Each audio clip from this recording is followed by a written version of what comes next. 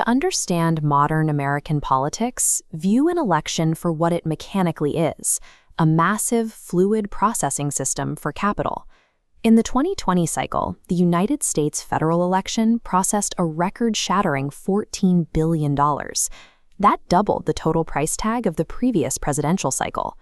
This line graph maps the inflation-adjusted cost of federal elections. Between 2000 and 2016, we see a steady upward curve as campaigns scaled operations. Then we reach 2020, and the spending aggressively spikes upward, shattering the scale to hit that $14 billion apex. This violent escalation presents a paradox. Following 2016, a prevailing theory among political professionals was that massive capital was losing its deciding power. That theory stemmed from Donald Trump securing the White House, despite a $285 million spending deficit.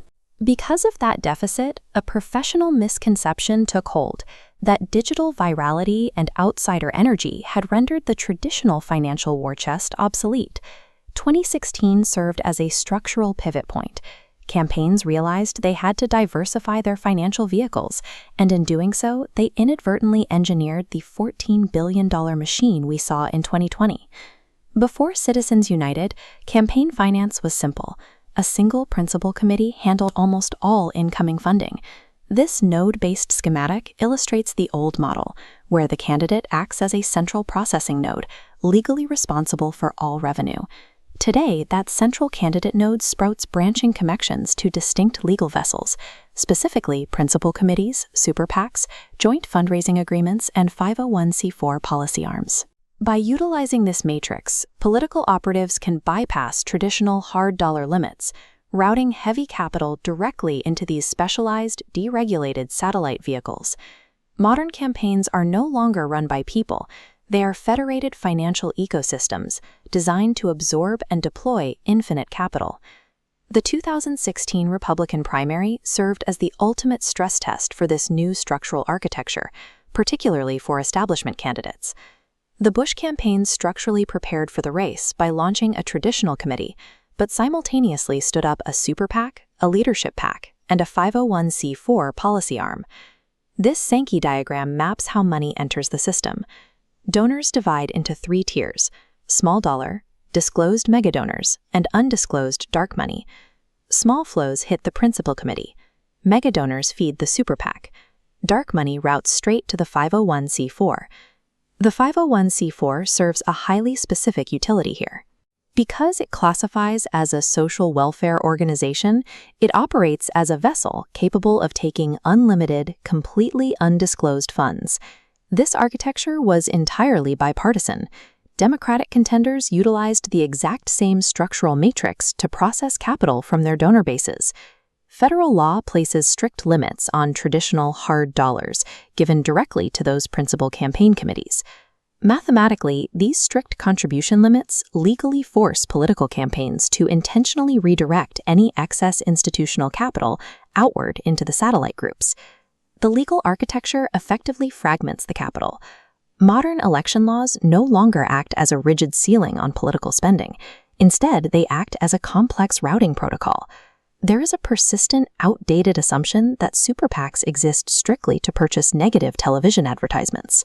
As the ecosystem matured, candidates began outsourcing core campaign logistics, field operations, data collection, and opposition research directly to these satellite vehicles. Brookings data shows that by 2016, outside groups were handling physical advance events, managing volunteer lists, and conducting dedicated policy research.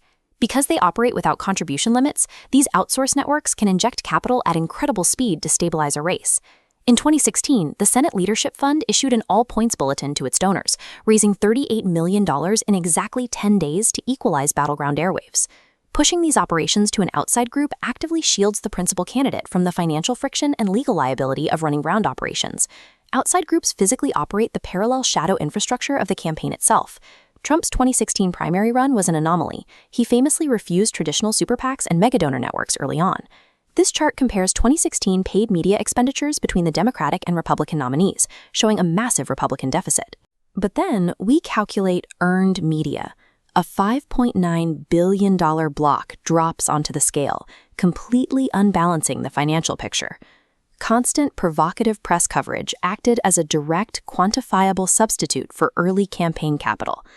However, as the general election approached, Trump tapped into the final crucial piece of the funding puzzle, the joint fundraising agreement. Lacking a traditional ground game, the campaign used a joint fundraising agreement to legally fuse with the Republican National Committee, plugging directly into their pre-built, massive data infrastructure. By 2020, the Democratic nominee had engineered this exact ecosystem to achieve maximum financial velocity. Joe Biden's principal committee pulled in a staggering $950 million, outpacing Donald Trump's entire 4-year fundraising total in a fraction of the time. A massive demographic shift fueled this surge. Data from NPR showed the share of women giving to political campaigns rose to over 43%, after never topping 28% in the 1990s. The 2020 cycle successfully merged 2016 structural loopholes with heavy digital small-dollar mobilization, ultimately perfecting the $14 billion machine. The financial engine of a campaign no longer shuts down once the polls close.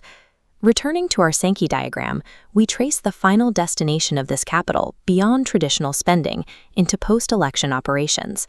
A highly active endpoint branches off the main pipeline to absorb post-November capital, terminating in a node marked post-election litigation and debt retirement. According to the Brennan Center, the Trump campaign raised over $600 million between January 2017 and October 2020, yet solicited massive new funds immediately post-election to dispute the results. The fine print of these solicitations revealed a structural loophole. 50 to 60% of those incoming litigation funds were legally routed to retire outstanding campaign debt rather than fighting court battles. This tactic allows a campaign to monetize the controversy of the election result itself to perfectly balance its ledgers. The modern campaign machine never actually turns off. It simply redirects the flow of capital to adapt to new legal and political realities. The $14 billion macro figure of 2020 is a permanent, systemic reality.